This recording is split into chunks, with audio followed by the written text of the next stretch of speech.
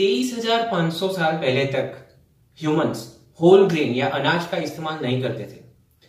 Israel में की गई रिसर्च के मुताबिक वहां से जो आर्टिफैक्ट मिले हैं, सबसे पहले ह्यूमन ने जो अनाज का यूज है वो तब स्टार्ट किया था।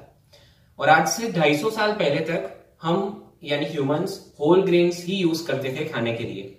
इन 1870 जब सेकेंड इंडस्ट्रियल रिवॉल्यूशन हुआ तब फ्लोर मिल्स का इजाद हुआ और ये फ्लोर मिल्स की वजह से होल ग्रेन्स में से रिफाइंड फ्लोर बनाने की हमें एक सफलता प्राप्त हुई।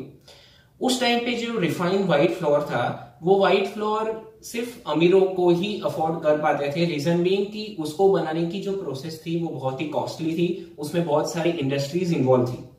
सो उस टाइम में क्या होता था कि जो लोग अमीर थे सिर्फ वही अफोर्ड कर पाते थे व्हाइट रिफाइंड फ्लोर खाना, और जो गरीब थे जो ये अफोर्ड नहीं कर पाते थे वो लोग होल ग्रेन से बनी हुई रोटी या ब्रेड्स खाते थे which were dense and fibre packed.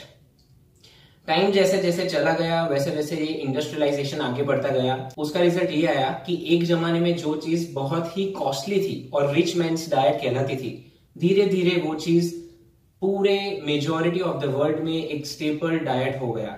और आज की सिचुएशन ये है कि it has literally captured whole world.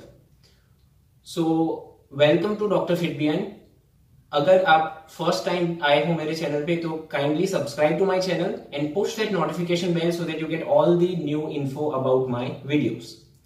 मैंने ये बात की वो किसकी की? ये जो बात है वो दोस्तों मैदे की है। The white refined flour also known as white poison, सफेद जहर भी कहा जाता है इसे।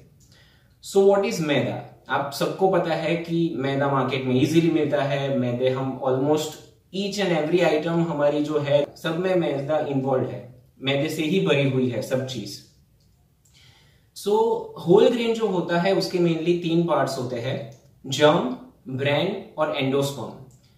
रिफाइंड जो फ्लोर होता है उसमें वो लोग क्या करते हैं, जो ब्रैन है वो और जर्म दोनों चीज, जर्म जो है उससे हमें ऑयल मिलता है और ब्रैन है वो जो ऊपर का छिलका आता है, वो दोनों चीज रिफाइंड प्रोसेस में निकाल देते हैं। और रिफाइनमेंट के बाद उसका रिजल्ट ये आता है कि जो रिफाइंड फ्लोर होता है उसमें सिर्फ और सिर्फ स्टार्च होता है, दूसरा कोई भी न्यूट्रिएंट नहीं होता, ना कि फाइबर्स होते हैं और ना कुछ हेल्दी बचता है। सो ये है मैदा। अगर हम देखें कि मैदा हर रोज कहां कहां आता है, you will be very surprise friends. आप गिन लो जो भी चीज आप खाते हो दिन में, एक ये 2 बार दिन में आप मैदा खाते ही हो। ब्रेड्स ले लीजिए, वड़ा पाव का पाव, बर्गर का बन हो गया, पास्ता हो गया, पिज्जा हो गया, नूडल्स हो गया, केक हो गई, पेस्ट्री हो गई और बहुत सारी अलग अलग चीजें जो डे टू डे लाइफ में हम कंज्यूम करते हैं उसमें ये व्हाइट पॉइजन आता है। When I started my fitness journey, मुझे नहीं पता था कि मैदा इतना लेवल तक अनहेल्दी हो सकता है। I came to know about maida and तब से आज तक मैंने मैदे का कंजम्पशन बेहद मिनिमम कर दिया है, एक्सट्रीम मिनिमम कर दिया है। सो मैदा ये क्या है आपको पता चल गया। मैदे से क्या क्या नुकसान है, तो इस वीडियो में मैं आपको 10 ऐसे मैदे से होने वाले नुकसान या डिसएडवांटेजेस बताऊंगा, वो बहुत ड्रेडफुल है। और अगर आपने मैदा कंज्यूम करने का बंद नहीं किया तो उसके रिजल्ट्स बहुत ही डेंजरस आ सकते हैं। फर्स्ट चीज, ओबेसिटी एंड वेट गेन। ये जो रिफाइंड फ्लोर या मैदा है, बहुत सारी स्टडीज ये इंडिकेट कर चुकी है कि इसमें बहुत ही ज्यादा ग्लाइसेमिक इंडेक्स है। ये बहुत ही हाई ग्लाइसेमिक इंडेक्स वाली चीज है।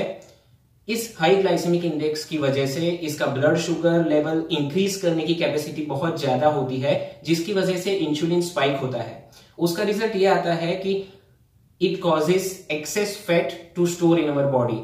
ये जो भी हम मैदा खाते हैं वो सीधा फैट की तरह हमारे बॉडी में स्टोर हो जाता है। उसका रिजल्ट ये है कि उससे वेट गेन होता है और टाइप 2 डायबिटीज मेलाइटस के भी चांसेस है। दूसरी चीज, metabolic syndrome and insulin resistance. Insulin resistance आपको अगर ना पता हो तो मैं बता दूं कि वो डायबिटीज करने के लिए बहुत ही इंपॉर्टेंट फैक्टर है। Refined flour is associated with increased resistance to insulin. So इसकी वजह से आपको मेटाबॉलिक सिंड्रोम भी हो सकता है और टाइप 2 डायबिटीज मेलाइटस का भी खतरा बढ़ सकता है। तीसरी चीज, cancer. You will be surprised to know that dietary intake of refined carbohydrate is linked with 3 types of cancers: breast cancer, colon cancer and endometrial cancer। 3 type के कैंसर इससे हो सकते हैं। Fourth, depression. High intake of this kind of refined carbohydrate is associated with increased risk of depression। जी हाँ, depression भी इससे हो सकता है। Fifth, high intake of dietary fiber may lead to constipation। It is also called as glue of the gut, यानी कि पेट का गम कहा जाता है, क्योंकि आपको as I told there is no fiber present, so जो भी आप मैदा लेते हो सीधा गट फ्लोर पे चिपक जाता है, उसकी वजह से कॉन्स्टिपेशन भी होता है और आपको डाइजेस्टिव हेल्थ में भी बहुत सारे इश्यूज होते हैं। Sixth, hypertension.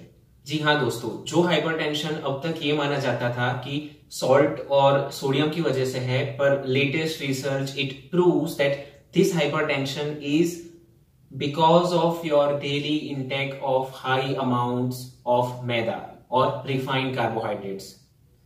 Seventh, food addiction. ये जो मैदा है या जो रिफाइंड फ्लोर है उनकी एडिक्टिव प्रॉपर्टी होती है। आपने भी ये देखा होगा कि आप अगर पास्ता, पिज्जा, ब्रेड की कोई भी आइटम, बर्गर वगैरह खाते हो तो उसका एक क्रेविंग होता है। That is because this refined carbohydrate has a tendency for food addiction. वो आपको अपने एडिक्शन का शिकार कर देते हैं।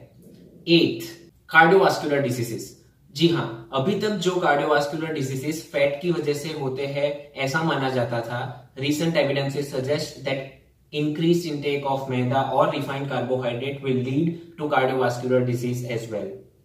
Ninth, acne. अगर आपको पिंपल्स बहुत हो रहे हैं या एक्ने बहुत हो रहे हैं तो आप, ये अलार्मिंग चीज है कि आपके डाइट में अगर ज्यादा रिफाइंड कार्बोहाइड्रेट होगा which also can cause acne और पिंपल्स। स्टडीज ऐसा बताती है कि if you take low amount of this dietary refined carbohydrates it will lead to decrease or even clearing of this acne। मतलब ये जो आपके पिंपल्स है वो चले जाएंगे अगर आपने मैदा या दूसरे रिफाइंड कार्बोहाइड्रेट खाने कम कर दिए। 10th and the last but the most important thing, refined carbohydrate has a tendency कि जिसकी वजह से बीटा अमाइलॉइड करके जो सब्सटेंस है वो अपने ब्रेन में इंक्रीज होता है और ये increase beta amyloid level it can lead to Alzheimer's disease as well as Parkinson's disease. तो देखा आपने दोस्तों कि 10 ऐसी ड्रेडफुल चीजें रिफाइंड कार्बोहाइड्रेट, मेनली जो हमारा रिफाइंड फ्लोर है वो कर सकता है, मैदा कर सकता है। सो कैसे मैदे को डाइट में से निकाला जाए, how to remove refined flour from your diet, इस टॉपिक पे भी मैं बहुत ही जल्द एक नया वीडियो पोस्ट करूंगा, वो आप जरूर देखिएगा because I know that it is very difficult for all people out there. जब हर रोज की सब कोई प्रोडक्ट्स में मैदा आता है तो how to remove that maida from your diet. If you have like this video, kindly subscribe to my channel and push the notification bell as well as like my video। I am also having dr.fitbn page on Instagram, so kindly follow that page for recent updates। Bye bye।